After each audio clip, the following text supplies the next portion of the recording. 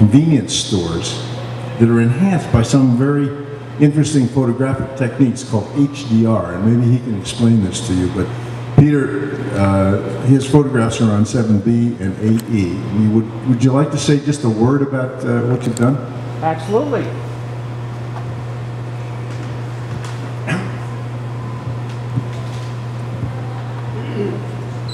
Why are you wasting your time taking pictures of those big old buildings? That's what somebody said to me when I was photographing the buildings that are showing right back to you right now, coincidentally. And it's hard to answer, but I think I take these pictures with this process called high dynamic range, which balances the contrast so that it's not too dark or too light, and it also brings out the colors and the detail. And I also do it at twilight.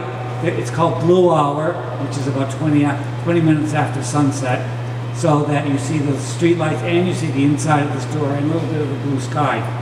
So I try to make the project, it's a project, and it's made possible by the Puffin Foundation, who I thank greatly.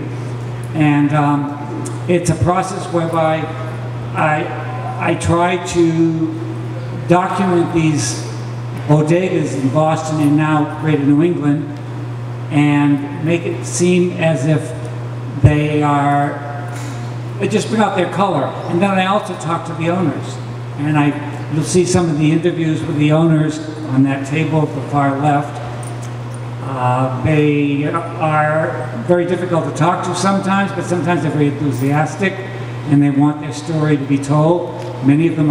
Most of them are immigrants from countries like Bangladesh, India, Dominican Republic, Angola. I get them from all around. And it can be a challenge getting them to talk, even finding them sometimes. But it's very rewarding when they talk and I record them. And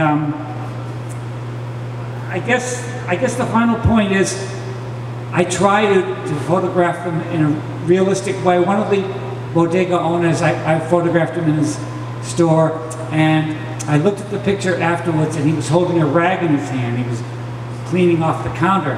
And I said, oh, I can use Photoshop. I can get rid of that rag. So I very skillfully got rid of the rag and made him look more dignified. And then I said, wait a minute, what am I doing?